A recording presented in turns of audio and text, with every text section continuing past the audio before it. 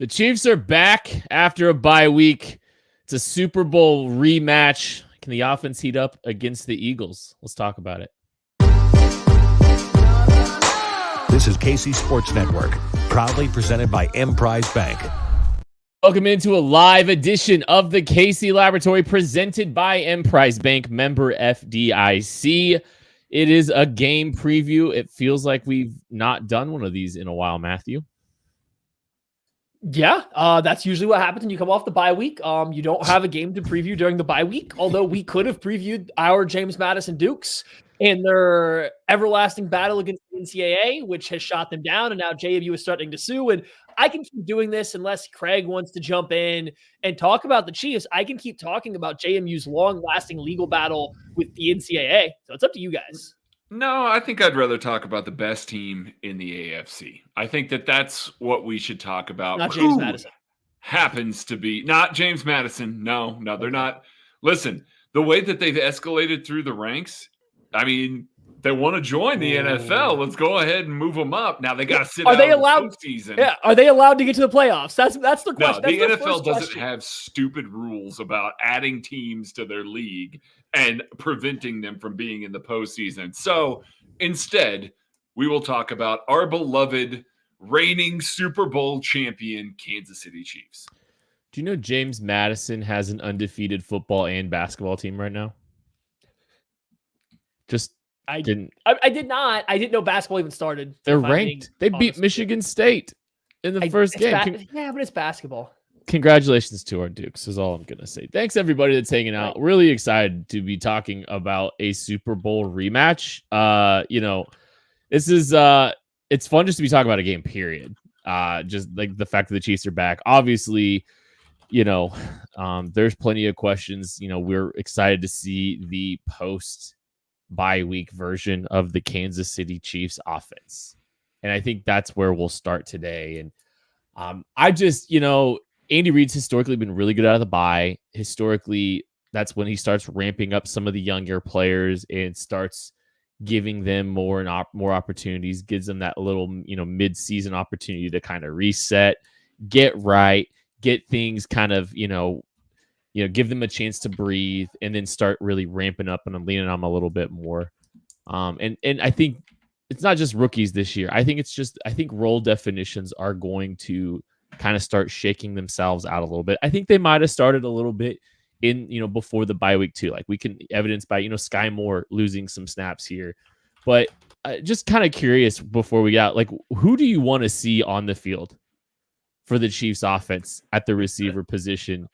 Matthew Lane. Well, until you clarified at the wide receiver position, I was about to answer with the Patrick Lavon Mahomes take. So going to the wide receiver, I mean, it's the same answer that we all have, right? We all want to see Rashee Rice continue to get more and more snaps, get utilized in different ways.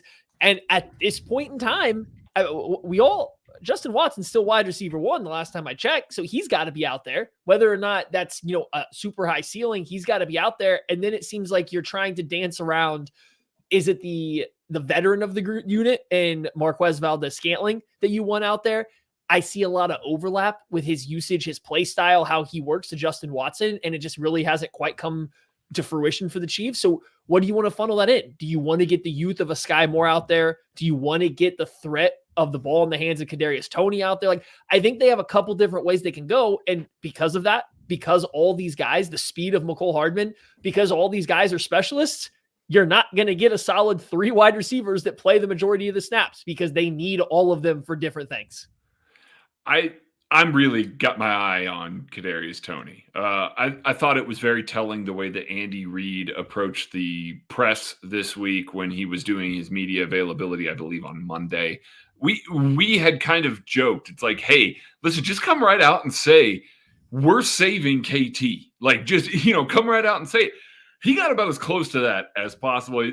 We played him 7 plays last week. This is the direct quote. We played him 7 plays last week. We can play him more than that and still be okay. We just keep an eye on his leg and make sure we're repping that out the right way. That's the important part. That's Andy Reid saying, we want this man for January, February. So I'm curious to see, do we start seeing a little bit of ramp up coming out of the bye week? Because frankly, waiting all the way until January, February, and then just turning the dial all the way to the right, that's not how you do it. So you want to see a gradual ramp. And that way, if you identify, hey, we need to back it down, do it now. That way you can back that down ahead of the playoffs. So I think maybe out of the bye week here, we've seen Kadarius Toney in the first 15 a lot. And we've seen him kind of sprinkled throughout the game here and there.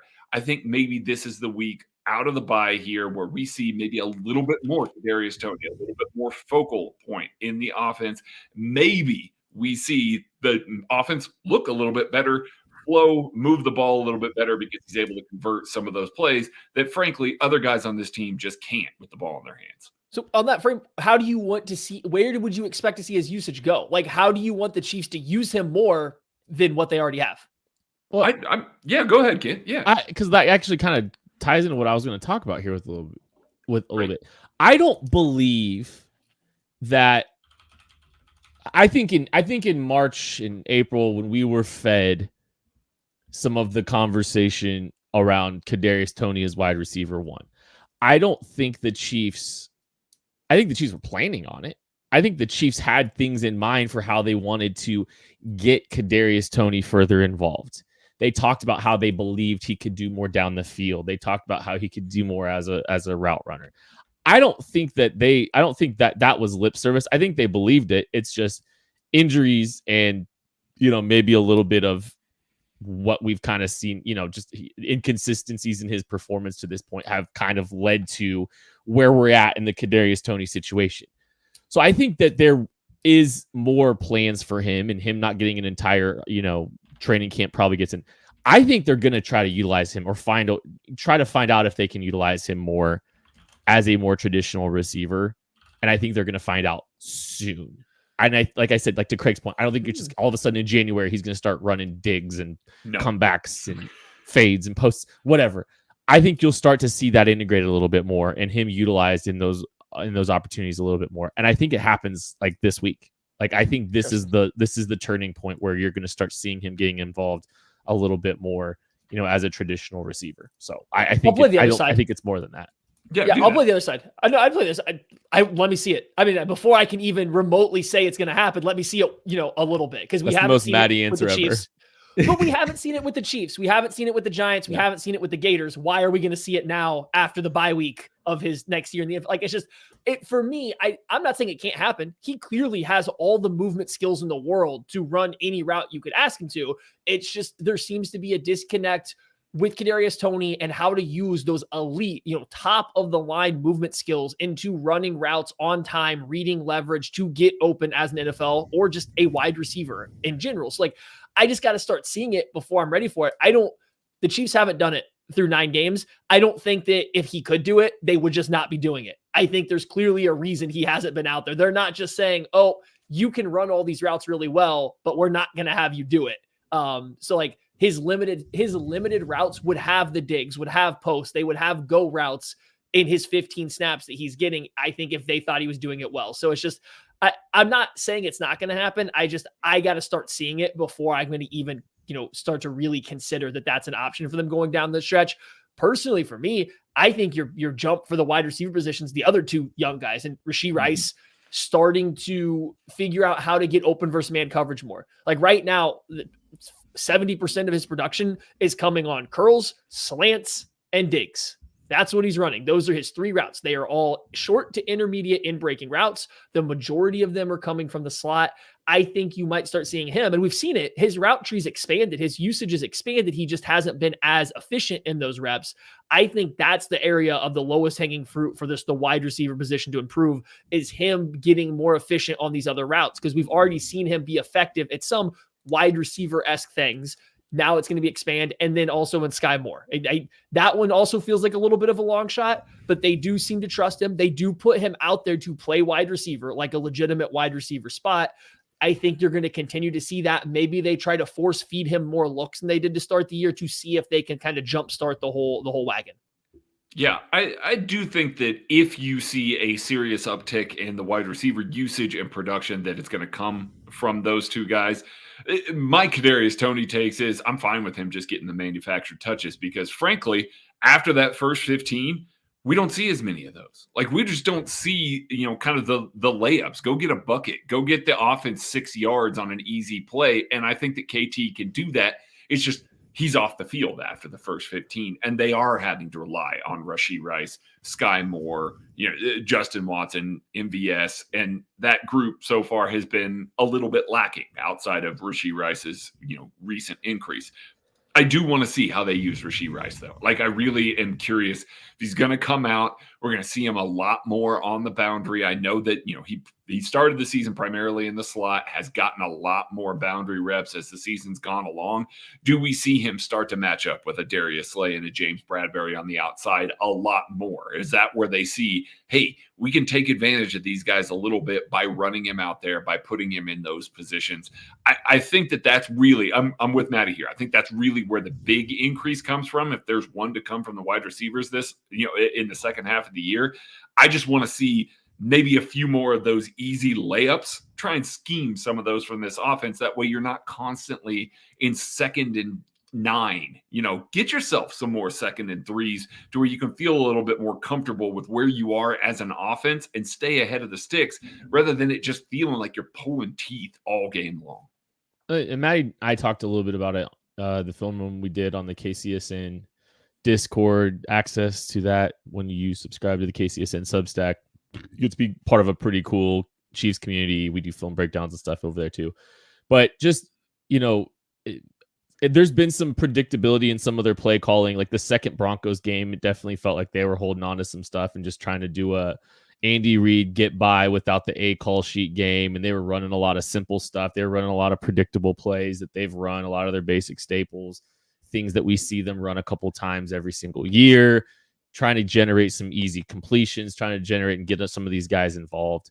And I could see them going back to that a little bit too. Just if they don't feel like they're going to be able to, lean on, a lot of, coverage or, route adjustments by this young receiving group. If they don't feel like they're going to be able to do that, then go get into your bag with the manufactured stuff. Go get into your bag with some of that kind of stuff and at least get the ball in the hands of your playmakers on design concepts. Can I tie this into the Eagles? I mean, I guess a little bit now, right? Like, I feel like we should maybe match it. Okay, the Philadelphia Eagles secondary's kind of been buns this year. It hasn't been particularly great, especially up the middle. We'll talk about safeties and stuff, probably later as we go. But even Darius Slay and James Bradbury on the outside haven't been as good as they've been in the past this year. Their age is starting to show up. On the year, they've given up 8 touchdowns and only come away with 2 interceptions. Their completion percentages against, their QB rating against, it's all been pretty bad compared to what we think of them. So I think it's worth noting that the Chiefs have a favorable matchup in this game. You might not need to run these, as we're talking about these side adjustment stuff. Andy might just be able to call up designed routes and make things quote unquote a little bit simpler, like I think he was doing down the stretch, and get guys to just end up being open, especially on the outside. Like these outside corners haven't been shutting guys down. And on top of that, they're having the 3rd highest average depth of target throwing outside the numbers against the Eagles this year. Like the ball's going over 8 yards down the field, almost 9. It's the 3rd highest in the league throwing outside the numbers. This secondary hasn't been great. They have not performed well. It's the outside. The Chiefs don't have great outside wide receivers, but you want to start seeing some guys. You want to start seeing some plays being called, being designed to get some guys open. I think this is a pretty good week to kind of get the passing game to get on track, especially to get some wide receivers to get some confidence and feel like they're involved in the game plan. Just to get right your mouth. Just to get right game. Watson on the field, Matthew Lane. We got a get right game against the AFC or the NFC 1 seed. Is that what we're talking about here? Just against specific people on that defense right there. We'll get to some of the rest of the defense, which is scary. I can't believe we're already at this Eagles game. Can you believe we're this deep into the NFL season? We got to make every second count. With DraftKings Sportsbook, you can make the most out of every game day. Bet on your favorite teams for a shot at winning big bucks. Bet on your favorite teams for a shot at winning big bucks. New customers can score $150 instantly in bonus bets for betting 5 on any matchups. We're going to be talking about this Chiefs-Eagles game in a little bit. Get in on the action with DraftKings Sportsbook, an official sports betting partner of the NFL. Download the app now and use code KCSN. New customers can score $150 instantly in bonus bets for just $5 on the NFL. Only on DraftKings Sportsbook with code KCSN. The crown is yours. Gambling problem? Call 1-800-GAMBLER in New York. Call 877-8-HOPE-NY or text HOPE-NY. In West Virginia, visit www.1800gambler.net. Please play responsibly. In Connecticut, help is available for problem gambling. Call 888-789-7777 or visit ccpg.org on behalf of Boot Hill Casino and Resort in Kansas. Must be 21 or older in most eligible states, but varies by jurisdiction. See DraftKings.com/sportsbook for details and specific responsible gaming resources. Eligibility and deposit restrictions apply. Bonus bets expire 168 hours after issuance. Terms at sportsbook.draftkings.com/football terms. Yeah, secondary might stink for the Eagles, but that front for them is terrifying, some would say. We just got this done seeing this offensive line struggle against the Miami Dolphins. A lot of games up front. And this is a terrifying group to be lining up against. After that was the last performance we saw, Matthew. Yes, it's definitely not the defensive line, especially off a bye week with a chance to catch some rest and everything that you want to be going up against. The Eagles defensive line currently has 3 players with over a 20% pass rush win rate against true pass sets. Yeah. Jalen Carter, Hassan Reddick, Josh Sweat, and Brandon Graham, who doesn't have as many reps as everybody else, but when he's out there, he's winning a third of his pass rush reps. Like, that's a lot. And then you factor in Fletcher Cox is still there, Jordan Davis. Like, they have guys that can rush the passer on the defensive line, and they do it very well. It's going to be a hell of a test for this Chiefs offensive line. Win weight or win rate? You said win weight. I'm glad you got that in 45 seconds later, Kent. And so, anywho, we'll see how the Chiefs' offensive line goes ahead and responds to this. I am curious, are the Eagles going to stunt and twist and play the games, or are they just going to rush? Because the one thing about twists and stunts is it does take a little bit longer to get home. It's going to slow down your pass rush to wait for the twist, the game to get through.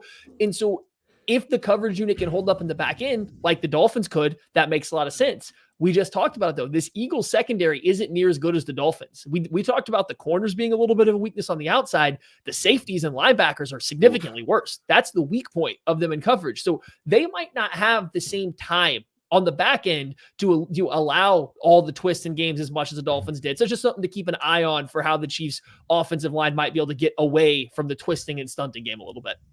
And missing Nakobe Dean out of this game, him getting injured really, really made them weak up the middle there. A young player that was ascending that people were excited about. And of course, along that defensive line, Maddie didn't even mention Nolan Smith, a guy that we were crazy high on in the KCSN draft guide as well.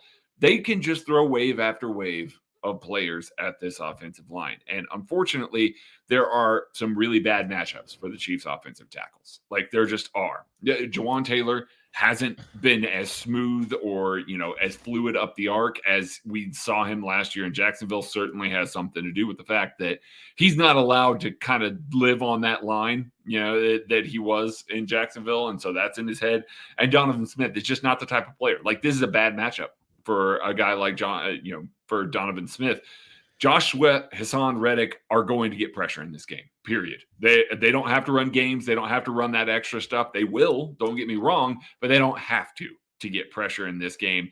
And they can line up Jalen Carter, who's an absolute monster against this Chiefs interior offensive line that hasn't also been as good as we've seen them in previous seasons. Now, we said some of these same things about this Philadelphia Eagles defensive line before the Super Bowl. And the field definitely had something to do with it. I'm not going to say that they're completely wrong there, but the game plan, the way that Andy Reid in this offense approached that game took some of these pass rushers out of it. The way they manipulated these guys was able to take them out of that.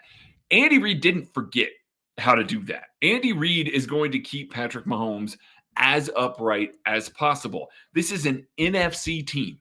This is a team that Andy Reid does not have to keep a whole bunch of stuff in his back pocket to make sure that they don't see it later on in the year. He doesn't do it against the San Francisco 49ers and Kyle Shanahan when they play them every year. I expect that we are going to see an A-plus game script, and I expect that we're going to see plenty of stuff that typically he would hold back, but because it's an NFC team, because it's out of the bye, and because they've got a terrifying defensive line, I think we're going to see them manipulate that some more. I think we're going to see the ball come out of Patrick Mahomes' hands a lot quicker. I think we're going to see a lot of schemed open looks. What I just talked about to start the show, go get a bucket. I think we're going to see a lot more opportunities for that out of this offense to try and specifically try and neutralize that defensive line. Because if you can get past that, this Eagles defense has some opportunities. It is ripe for the taking. You just can't allow that defensive line to dictate things because they will. I think Andy Reid's one of the best at neutralizing pass rush. I think you should go with neutering. Yeah, I didn't mean to. That's how you don't wait. They're not playing the Cleveland Browns. Our weight of success on saying words correctly has not been particularly high today. How is it YouTube that's doing that? You haven't had to pronounce a name yet, so just give it time. But yeah, no, I think Andy Reid's one of the best. He might be the best at neutralizing elite pass rush. Like I think he does a pretty good job at keeping some of these pass rushes from, especially most of the time when it's like one player, like he's done a good job at times. Good thing it's one player. Yeah, I know but I think some of the principles that they employ are still going to be able to help neutralize it. And it's stuff we talked about. It's manufactured touches for some of your players and getting some of that stuff out on the edge and, trying to get those guys involved in some of that, getting the ball out of the hands of Mahomes quickly.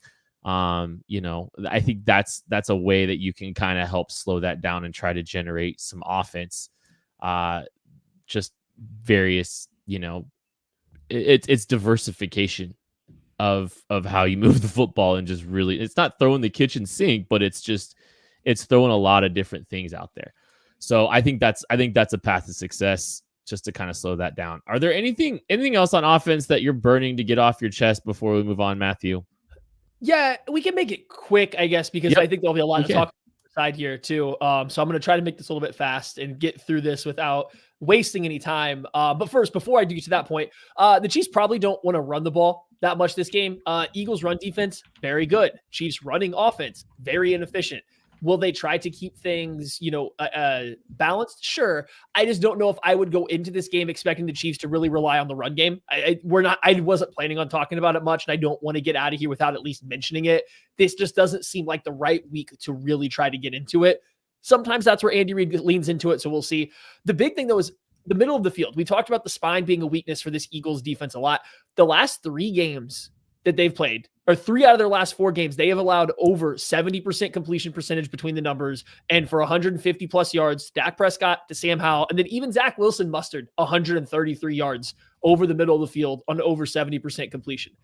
They're pretty easy to throw the ball over the middle of the field against. And I know they traded for Kevin Byard, who's now had multiple weeks and a bye week to get in there and get accustomed, but he's not the same guy he was the Titans 5 years ago when he was absolutely demonizing the Chiefs. He's lost a step here too. So it's just that middle of the field is a little weak. That's an area that Patrick Mahomes really wants to throw the football to. The Chiefs love throwing the ball over the middle of the field. You want to give them up over 70% completion for 150 plus yards to a team. That's going to be a better day for the Chiefs offense than if you're trying to force them to challenge Bradbury and Slay, even if they are playing a little bit back or a little bit down this year. Now, just to flip that just a little bit here. Yes, Kevin Byard coming up in this defense is going to certainly help, but Bradley Roby, who is their nickel corner, looks like he's back this week. He's certainly practicing this week. That will help as well. Now, they still got Reed Blankenship back there, who has not been good. And, their linebacking core is not particularly great against the pass. Again, like I said, especially without Nakobe Dean back there. Nicholas Morrow, Zach Cunningham, like those guys are not guys that I'm looking at and I'm like, oh, wow, they're really going to line up and really going to be able to take away a guy like Travis Kelce. all focus is going to go towards Kelce on this, and that's going to leave them weak in some other areas of the field. Like, I just see opportunity for that. And then, to bring it all the way back to what Maddie started with, the Eagles are the number one rush defense in the NFL. Like, they have been outstanding against the run. I know we all want to see this team have a little more balance than they've had in some games this year where they refuse to run the ball at all.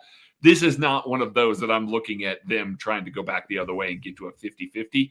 I am fine with like a 75-25 rate this week. Try and get it established a little bit later. I don't want to run into the teeth of, Fletcher Cox, Jalen Carter, Jordan Davis, like Milton Williams. Those guys are terrifying. Just don't. You are asking for trouble if you do that. Yeah. I will say inside zone 12 times. I think they could. I think this is a week that you could kind of maybe get into some gap stuff. You could kind of get into some of that and mix some things up. Like blocking from different angles is something that can help neutralize rushers. You try a little wham action, then they're thinking every time they're getting upfield. I don't know. I think that like if you're gonna add more, gap stuff into the mix, like this is a week I think you do it. Players to watch is presented by Tickets for Less.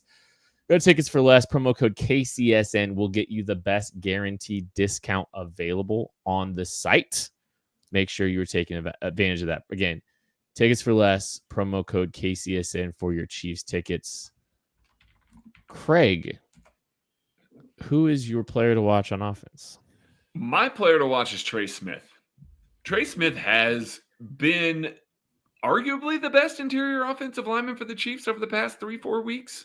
And he did not necessarily start the season that way. Aiden Hutchinson gave him the business a little bit in week 1. And we were talking about how maybe he wasn't living up to some of that. I feel like he's improved. I feel like maybe, Creed Humphrey and Joe Thuney have made more mistakes as of late. This is a game where having somebody that can anchor, having somebody that can handle power the way that Trey Smith does is going to be paramount when you're going up against a guy like Jordan Davis and a guy like Jalen Carter. Those guys are still going to get wins. Don't get me wrong. But Trey Smith having a good game, like if we look back to week 1, Jawan Taylor against Aiden Hutchinson, Jawan Taylor won far more than he lost. And I know that the big story coming out of that, Aiden Hutchinson had a great game, wasn't against Jawan Taylor. If we come out of that coming out of this one, talking about Trey Smith having a good game against Jordan Davis and against Jalen Carter, the Chiefs are going to have time on offense. He can really, truly dictate some of the way that things go up front. And that is the way that the Eagles can really make life rough on this offense. So my player to watch is Trey Smith. For me, my player to watch is going to be Noah Gray. I think the Eagles learned last year in the Super Bowl that once they started slowing down Travis Kelce and giving him extra attention, it made it difficult for the Chiefs offense until Juju Smith-Schuster really stepped up in that Super Bowl win, right? And Juju Smith-Schuster ain't walking through the door for the Chiefs right now. Somebody else has to step up, and I wouldn't put it past the Eagles to challenge the Chiefs to win with these unreliable, less consistent wide receivers right now. If that happens, somebody else has to make that step up. Noah Gray might be that guy. He's made some big plays for the team this year for the Chiefs. The Chiefs right now are top 5 in both 12 and 13 personnel usage. The Eagles don't see a ton of 12 or 13 personnel usage against them, but the few times they have seen 13 personnel, they've given up some big plays to the pass. They've allowed teams to pass on them out of 13 personnel. The Chiefs might go a little heavy. They might try to make the Eagles live in base defense, be a little bit more static in some of their looks and stuff like that. And I think Noah Gray becomes the matchup guy that's going to be hard for them to match up with as extra attention gets paid to Travis Kelce. So I don't know if Noah Gray is going to have, 100 yards in this game, but a couple third down completions, maybe one big play where he slips by some guys on play action. We've seen it this year. I think this is a game where they might really dial up his number a couple times. We spent a little bit of time talking about Rashee Rice, but I want to make sure we are talking about him again because I am so excited to see what he does coming out of the bye week. I know Maddie talked a little bit about his usage, what it looks like when he gets back into the fold, or once we get back from the bye week. But man, I can't wait to see what the manifestation of it is. And I think he's going to have a good game. I think they're going to try to find ways to get him a few more manufactured targets, try to get him more involved in that capacity because he's just so explosive with the football. You've got to get that guy involved.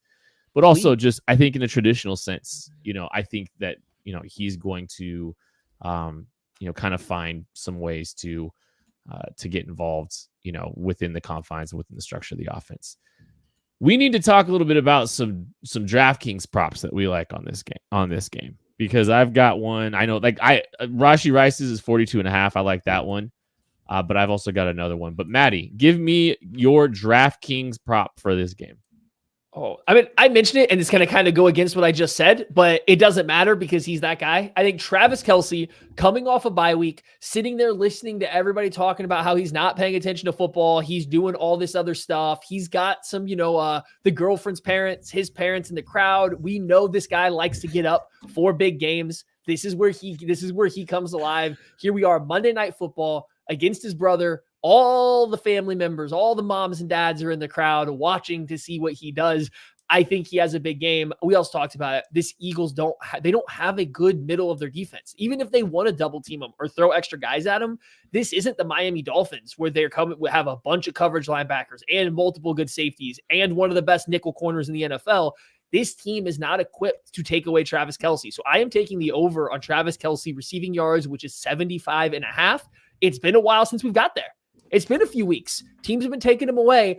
I don't think that continues to happen. Andy Reid's going to find a way to feed his horse. Travis Kelce over receiving yards in this game. My pick is Drew Tranquill over 5.5 solo tackles. When Drew Tranquill has been the primary linebacker for this team in games that mattered, weren't blowouts or anything like that, he has had that. He has averaged much more than that. This Philadelphia Eagles offense that we're getting ready to talk about versus this Chiefs defense, Drew Tranquill is going to be very important for keeping them honest. He's going to have a lot of free looks at the running back. He's going to be the only one that's really tracing him, with somebody else tracing after Jalen Hurts with some of their option game. There are going to be plenty of opportunities for Drew Tranquill to get tackles in this game. And the Philadelphia Eagles offense likes to target the middle of the field, likes to throw to their running backs. Drew Tranquill is going to be primary coverage responsibility on those sorts of guys. So him being at 5.5 tackles for this game, solo tackles, seems low to me. I'm taking the over on that one, and I'm saying that Drew Tranquill might even get into double digits on this one.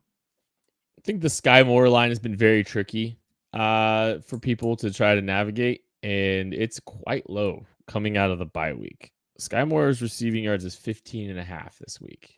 I'm going to take the over. I think that's a really low number. I think he's good for 2 catches this week. I think he'll get over 15.5 on those 2 catches. I don't know. This team obviously believes in him. Andy Reid appears bullish on him by all indications. You heard Peter King talking about that. You've heard some other commentary about what they believe in Sky Moore. It's a good week to find out. Because honestly, I think this is a very defining week for Sky Moore, because coming out of the bye, if he's not able to see a high snap count, if he's not really able to get involved with the offense, he's not seeing a ton of targets. Red flag. I mean, there's been a lot of red flags, but I think he's going to get involved enough to get the over here. 15.5 yards for Sky Moore. Again, we are way deep into the NFL season. We got to make every second count. With DraftKings Sportsbook, you can make the most out of every game day. Bet on your favorite teams for a shot at winning big bucks. New customers can score $150 instantly in bonus bets for betting 5 on any matchup, like all these that we just talked about here in Chiefs Eagles. Get in on the action with DraftKings Sportsbook, an official sports betting partner of the NFL. Download the app now and use code KCSN. New customers can score $150 instantly in bonus bets for betting just $5 on the NFL. Only on DraftKings Sportsbook with code KCSN.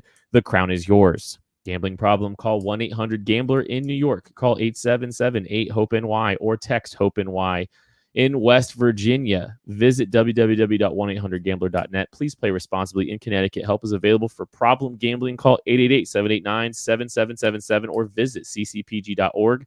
On behalf of Boot Hill Casino and Resort in Kansas, must be 21 or older in most eligible states, but ages vary by jurisdiction. See DraftKings.com/sportsbook for details and state-specific responsible gambling resources. Eligibility and deposit restrictions apply.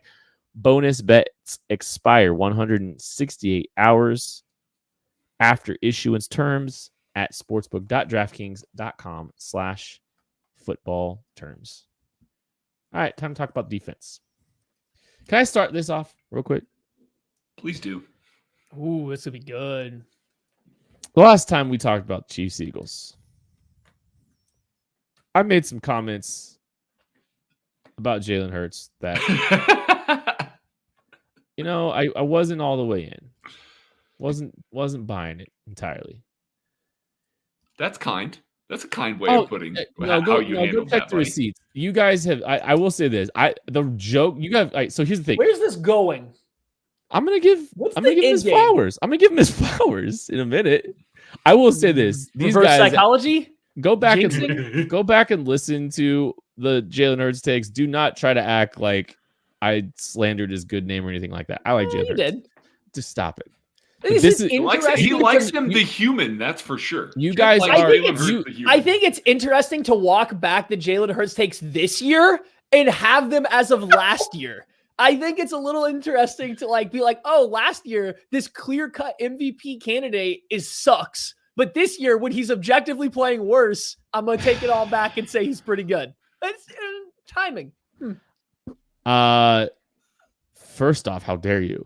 Second off, don't act like I stand by my receipts on him. I just want to say he played out of his mind in the Super Bowl, and he's done some things in the passing game in spurts that I didn't expect out of him. I've been impressed with him. Maddie, you're ready to tell me that he's objectively worse this year. Is it because of the injury, or do you think he's just been worse? I don't think he's played as good this year. I think teams. I think he's been playing better in the regular season than he did. I think he's played better in the regular season than he did last year as a passer. No, I don't think so. I just don't think so. I don't think that's where he's been. I think, and part of it's been their offense. They've been trying to figure out new stuff. The run game hasn't been working as well, so that's put more on Jalen Hurts' plate. And so maybe that's more of what it is he's having to burden more of the load right now. And it hasn't quite played out as good as they wanted it to, or as it did last year when the running game was working as well. But more so, I just think that he's been forced to create a little bit more this year, and that's never been a strong suit. He was never great at that last year, but he's not been great at it this year. Wasn't the Super Bowl? Yeah, no, it was. That was that he played and won. I thought he was very good last year, and a lot better than Kent thought he was. And then he played even better than that in the Super Bowl. But the way he played in the Super Bowl was a little different than how he had played all year, or what he had done up to that point in his career. This year, it seems like teams have done a better job making him play like that consistently. They're taking away his first read more often. They're not letting him just kind of pitch the ball to what the pre-snap coverage look says he should. And it's making him not just go through his progressions, but it's making him have to create sometimes. And that's not a strong suit. He is not the greatest throwing the football late into downs. He's not the greatest when he's having to scramble and make throws on the run. Again, Super Bowl notwithstanding, that has not been his strong suit as a passer throughout his career, and especially this year. So maybe it's just coincidental that teams have played them better and the rushing game isn't working as well, so it's making his play not look as good. But I don't think he has been as good this year as he was last year to this point. I do think that we have seen a little bit of maybe defensive coordinators figuring out some of the small intricacies there. He's certainly making things happen. They're certainly scary. We're going to get to those receiving weapons here in a second, but his NEA this year, which is a measure of measuring how he is effectively for every single throw that he has, is around what it was in 2021 when everybody was questioning, oh, wow, is this the guy that we should expect? Whereas last year it was outrageously good. It was at 7.31. And that's, really, really awesome as part of the reason why he was in the conversation for NFL MVP. He's also not able to use his legs in the same way that we saw him do it last year. Now, that could be some of those play calls are not calling. He's throwing the ball a little bit more this year than he has in any of the other years that he's doing. I believe he's averaging more attempts per game than he ever has, turning him into a little bit more of a passer. And I do feel like that element has been just a little bit better. He is throwing more picks. He does have a higher interception rate than any year of his career, except for his rookie year, where he was playing, played in 15 games, but only started 4. That was a weird way that they used him there. But this is the first time that we've seen a more concentrated passing attack. And so there are going to be some of those things that kind of revert to the mean a little bit more. He's still a very good quarterback. As a matter of fact, he's still easily within my top 5 or 6 quarterbacks. Like, I think he's way up there and is a terrifying offensive weapon for sure. But I do think we are seeing a little bit less of what we saw last year. And I do think that it is because defensive coordinators have found ways to attack this offense and limit the way that they can, kind of create these explosive plays, find these open looks, and get these things that get Jalen Hurts in the rhythm that he wants to be in. So yeah, like he's not getting to use his legs the same way he has in the past, and he's been battling some of these injuries here in recent memory. I'll just say this though, I think if you put him in a situation where he had to be more true drop back last year versus this year, I think the results would be worse last year. I think he's shown some things from in a drop back sense, some ability to layer some passes a little bit differently, some of that kind of stuff that I took issues with last year. I don't think those things exist the same way that they used to. Now, obviously, I think some of the drop back stuff, true dropbacks, kind of feels like it's getting a little bit more heavily involved. Not to say that there's still not some things, and I want to say easy buttons, but like he just gets to just throw it in the vicinity of AJ Brown a lot. Still, yeah. Yes, he does. And just good things just happen. Not just AJ Brown, Devonta Smith. I mean, like, just parlay that into all of their weapons. And Dallas Goedert's starting to come on now. Like, okay, things are getting a little bit harder for Jalen Hurts this year because teams have figured him out maybe a little bit. And because his mobility and his ability to run has been figured out maybe a little bit, and the rushing game isn't working quite as good. It doesn't matter when you get to throw the ball to AJ Brown, Devonta Smith, and Dallas Goedert anytime things get hard. Yeah. As soon as it gets hard, it's like, oh, okay, let's just dial up the sideline fade. Okay, let's dial up a slant. Okay, let's just dial up Dallas Goedert kind of running a smash concept. Like, what? Just over and over again, they have these easy plays because they have players that can get wide open. And no matter what, you're going to get one-on-one coverage with at least 2 of those guys every single play. It's just... You want to talk about an easy situation? You want to talk about a place easy to play quarterback right now? It's Philadelphia. Teams still have to respect that run game, and Jalen Hurts gets to drop back there, and he's playing well. I'm not saying he's not, but he's playing well, and he's getting to throw the ball to guys that are making it very, very easy to throw the ball well to. And so, like, I'm not using that against him. This is more of like, hey, the Chiefs have to cover those guys. The Chiefs not only have to figure out how to stop the Eagles' run game, which hasn't been great these past few weeks, but then they also have to figure out how they are going to remain gap sound, not get out leveraged in the run game, especially if Jalen Hurts is feeling a little better coming out of the bye week and the QB run game's involved. And then also figure out how they don't get, AJ Brown one-on-one on Trent McDuffie defending a pop fly. Because, well, we know how that goes. Yeah. And Trent McDuffie addressed that this week. Yeah. Talked to Adam Schefter and said, hey, listen, we look back on that Super Bowl and we're excited. We're very happy that we got to be a part of that. We got to do that. But we also gave up 35 points. And Coach Spags walked in this week and said, hey, you guys remember that Super Bowl where we won? That was great, right? Remember how we allowed 35 points? Like, they're using that as motivation. Trent McDuffie's playing so much better than he did his rookie year this season. That's not news to anybody. He wants to see A.J. Brown again. L'Jarius Sneed wants to see A.J. Brown again. They want to prove that what happened last year is something that they can prevent. A.J. Brown has been one of the best receivers in the NFL this season. And how many times have I said that against the Chiefs secondary this year?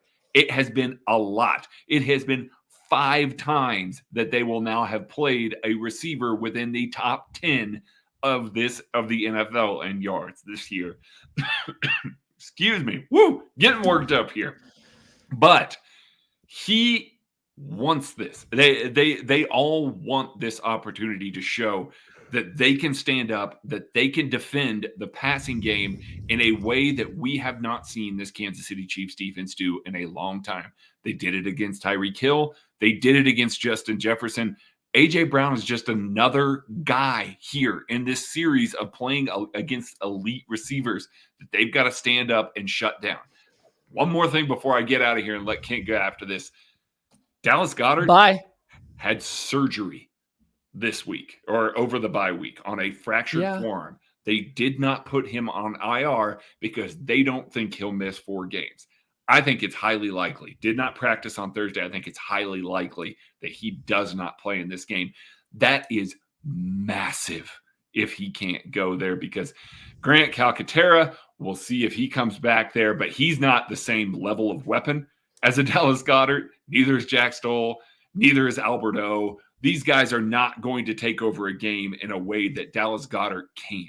And so that is a huge deal in the way that the safeties have to respect the middle of the field and the way that they can help cover for some of these cornerbacks on the outside if Dallas Goedert truly can't go as it's expected that he can't. Congratulations to Craig on getting Grant Calcaterra right. Did you notice I didn't even try and pronounce Albert okay with Boonham? Yeah, I know. But I still massive respect for you, buddy. Do you guys want to talk about the tush push? I don't really want to. I know a lot of people want to talk about it. It's a legal play that they shouldn't outlaw because these guys are really good at it. Yeah. So just leave it in the sport. It's fine. Nobody else can do it the way that they can. I don't think the Chiefs are going to have some magical thing that they're going to be able absolutely to not. It off. No, they're not. And it's going to be annoying, just like it was in the Super Bowl. I find the play highly annoying. If it gets banned, I'm not going to be upset. I'm not saying it should be. Don't yell at me. I'm not saying it should be banned. But if it gets banned, I'm not upset because I just find I've thought way too much about what I would try to do to stop it against a team that was very good at running it, and I don't have answers. I don't have anything good, and that's what makes it really annoying. Is I can't even come up with a theory on how to stop it other than a line in a reverse tush push play and hope they don't throw the fake out pitch and have nobody ready for it. Like that's all I can possibly have for it. Like, I find that annoying, but it should not be banned. There's no reason it should be banned. It's just a very annoying play to watch. And honestly, get yourself both teams quarterback that can squat like Jalen Hurts. Yeah, it's like the way to stop the tush push is for teams to stop calling it because they don't want their quarterback to get hurt. So if Jalen Hurts does get hurt by it, then I'm not advocating for it. Chill. I'm going to be very clear. The Chiefs wouldn't be near as good as the Eagles are at it. No. They tried it with James Winchester as the point man. Didn't work. Okay, hold on. Chill. They've tried it with Blake Bell too. I'm just saying, like, I think the tush push, as long as as long as teams aren't seeing a ton of injuries, you're probably I can't imagine it feels good for Jason Kelce to have to do that though at Craig's age. Hey, you think that, but he seems pretty excited about it anytime he talks about it. Like, I'm sure it's not fun to have a bunch of 300-pound guys laying on top of you, but like he doesn't seem to mind when it works as well as it does. So like, I don't know. I really don't know. I don't have a good answer. I've tried that. You're most likely going to lose it anyway. So why not try something wild? And the Chiefs didn't they? Didn't they try to send somebody to jump over the pile like at the snap and try to time that, and it didn't work? I think in the Super Bowl, it was something like that. I don't remember. I remember the only way that the Chiefs were able to stop it was via false start. So hope for one of those. Yeah, and I think I thought about it. And teams aren't. You can't reverse. I don't think you can reverse. You said like reverse tush push your alignment. Because I think teams would much rather them just run the QB sneak, get a fresh set of downs, and try to stop them on a different, in a different way. Because they're not going to give up an explosive to try to stop the tush push, the brotherly shove. I'm sorry. No, it's the tush push. It's not the brotherly shove. It is the tush push. Yeah, I mean, maybe teams won't do that. That's the only way I can come up with. I thought, maybe you try to just slant and hope you guess right, like a goalie in soccer, how they're just guessing on PKs. I mean, I know there's probably reads and tells from the person kicking, but like for the most part, they're just kind of guessing aside. You just guess which direction you think Hurts is going to go and try to catch him in a slant. But I still don't even know if that works because the offensive line is firing off on a signal. They're going to be faster than you every time. Yeah.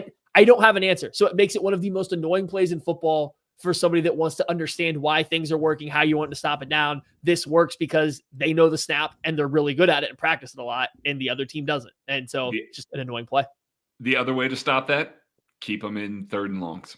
Don't win on early downs, which with their rushing success right now, you've really got to just stay gap sound up front and then trust that your corners and safeties can do what they need to do against guys like A.J. Brown and Devonta Smith, who are excellent football players and are still going to win plenty.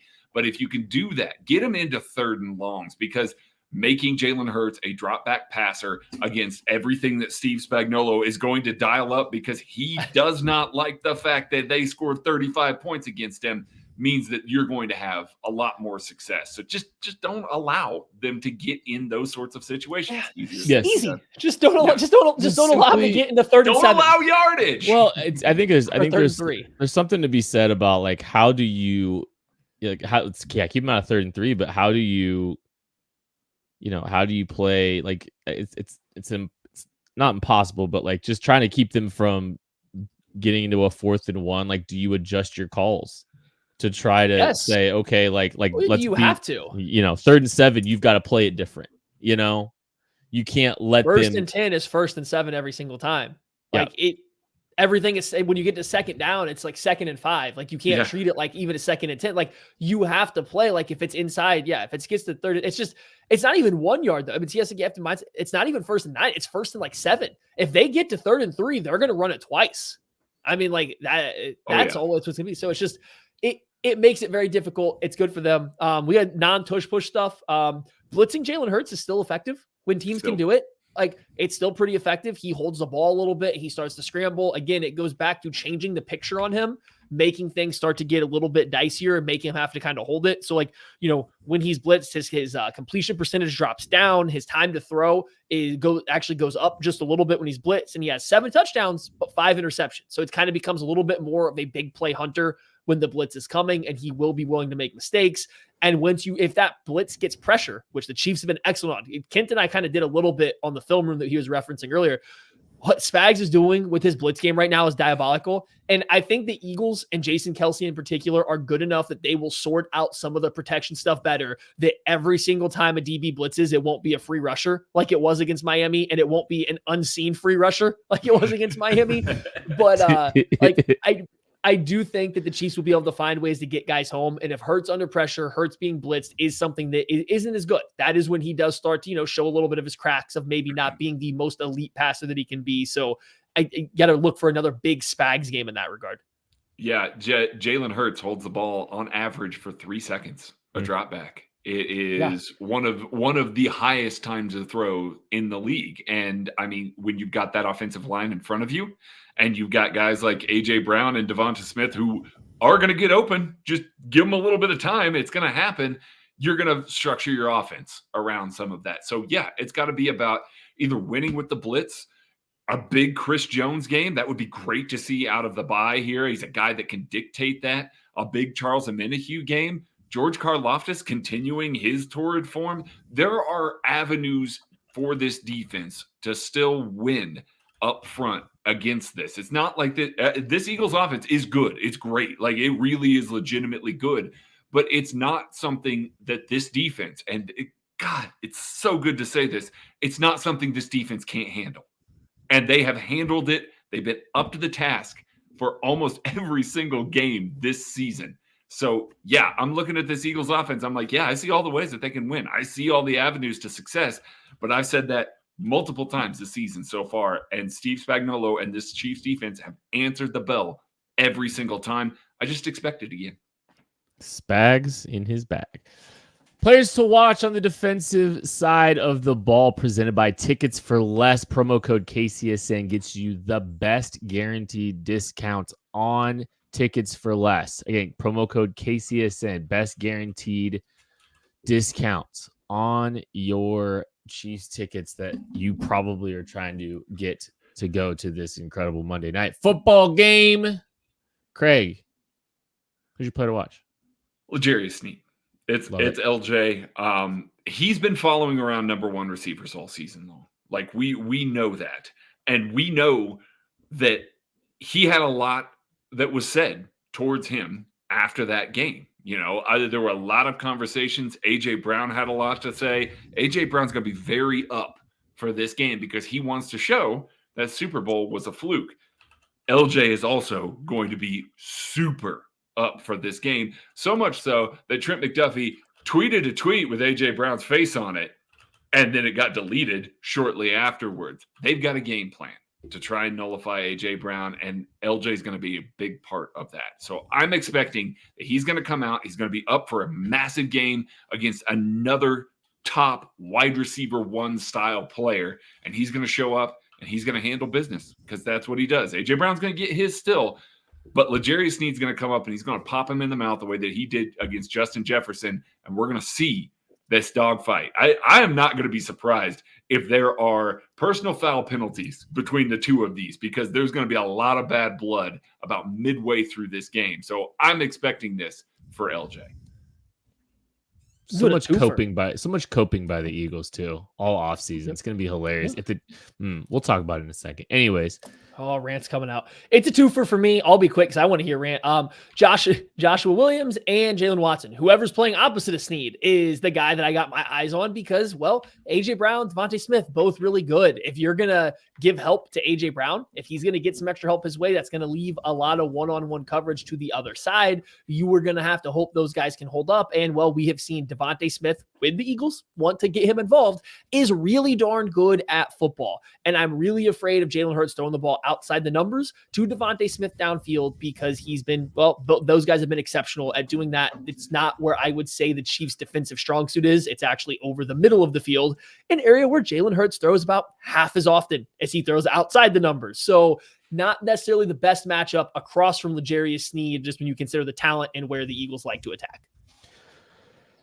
It's cop out, but I'm going with Chris Jones. It's kind of been a little bit slower couple of weeks for him. I don't know, he's maybe not quite been the same since he popped up on the injury report, 5-6 weeks into the season. Not been as consistent as we've seen out of him in recent memory. It's coming out of the bye health. If that was a concern, we're going to get him back, a little bit more healthy. I think this is kind of like I don't want to say it's a defining moment for Chris Jones because it's always going to be defined by January, but I am kind of curious to see what kind of energy effort he has, getting closer to the wrong side of 30, coming off an injury and having a couple rough weeks. This is a big buy coming out. Cam Jurgens does look like he's going to be back for the Eagles, so they are getting some interior offensive line help, it looks like, for their starters, but I still like Chris Jones in this game. All right, let's predict this game. Ooh. Matthew? Why? This is wrong, but okay. Coming out of the bye week, Andy Reid's very good. Going up against NFC teams that the Chiefs won't have to play on their way to the Super Bowl because they're in the NFC, obviously, Andy Reid usually opens up the playbook a little bit more, or rather likes to dig a little bit deeper into it to test things out. See, like the 49ers game last year or various other matchups against, NFC teams throughout his tenure with the Chiefs while they've been on this run, right? So we have things setting up well for the Chiefs. Great out of the bye week. We have a coach that will usually open things up a little bit against an opponent. NFC opponent. I also think the Chiefs coming out of the bye week have reworked some stuff. I do think they're going to come out with a little bit different look to the offensive side of the ball, which will be a little bit more difficult probably for the Eagles defense to handle. This isn't to take anything away from the Eagles who are going to be doing all of their own adjustments. I just think on their side, things are probably going about as smoothly as they would hope, right? Like there's not a lot of stuff that necessarily needs to be changed for them. Their coverage hasn't been ideal, but you're not going to change your coverage structure, scheme in the middle of the year, so on and so forth. So I give the Chiefs a little bit of an edge in that. So for that reason, I think you get a Chiefs offense that comes out and looks like they have some teeth. They have a little bit of bite finally, something that we've been missing for a few weeks. And I think you have a defense. I'm glad we talked about it. Steve Spagnuolo came in and challenged these guys because of how that Super Bowl went. I think the defense isn't necessarily riding high on beating the Eagles in the Super Bowl because of how it went for them. I think the defense fights back a little bit. The Chiefs offense shows a little bit more. The Chiefs win a close one, 27-24, but we feel pretty good coming out of this game. Yeah, I echo a lot of those same sentiments. Steve Spagnuolo wants to prove that this defense is, for real. And he has every single game this season. Like it just has happened over and over and over again. This Eagles offense has scored 20 points in every single game but one this year against the New York Jets defense. New York Jets defense is really good, but they're not the Chiefs defense. I expect that the Chiefs are going to come out. They're going to put a lot on the plate of Jalen Hurts and this offense. We are going to see the Chiefs offense come out and move the ball effectively enough throughout the game. I don't predict a high-scoring game here, but I'm going to say that the Eagles make it to 20. The Chiefs allow a 20-point offensive performance, for only the second time this year, and then they're going to turn around, and the Chiefs offense on a late Harrison Butker field goal wins it 23-20 in this one. So I think it's documented the Chiefs' struggles this year does not look the same like it has, specifically on the offensive side of the ball. It's not how we are accustomed to watching this team have success. We are watching a lot of teams in the NFL look a lot more flawed and less scary than we have in recent memory. The Eagles have the best record in the NFL right now, but I think if you asked Eagles fans, they wouldn't get warm and fuzzies about how this season has gone for them either. Yes, their record is 8-1, Chiefs is 7-2. The Chiefs have lost they lost a 1-point game to the Lions without Travis Kelce, yada yada yada. And Chris Jones. Oh yeah, and that Chris Jones guy. He was there, I guess. Yeah, I mean, he was there. So were the Katz brothers. But yeah, I know like the Eagles are going to be up for this because this is their Super Bowl, because they didn't get a ring in February because they didn't win the Super Bowl because they blew a lead and weren't able to finish the job. And Patrick Mahomes on a high ankle sprain was able to ruin their season. And so I know that they're going to be very motivated by the fact that they're it's their regular season Super Bowl, like it was for the Bills, like it's been for other teams, like it's been. I don't think it's going to matter. I think the Chiefs, Andy Reid out of a bye. I think this team really trying to build an identity on offense. I think the defense humming. I think the motivation and knowing that there's so much left on the table offensively. I think the defense motivated by the fact that they gave up 35 points against the Eagles. And I think the Eagles are due for a loss. I don't think they're the best team in football. Congratulations on being 8-1, primarily in the NFC. Good for you. Congrats. I don't think you're the best team in football. I think you're playing the best team in football on Monday Night Football. And I think the best team in football is winning 31-23. Offense put some points on the board. Late touchdown makes it a little more interesting. How about that? I think it's going to be a comfortable Chiefs win. I think they're going to play really, really well. I just have a feeling that this team is kind of sick of how some of this stuff gone offensively. And I think you're just going to see a really great, complete performance from this team. That is going to do it for the KC Laboratory Game Preview. Thank you all so much for listening. We appreciate you. We love you. We'll catch you later. Nothing.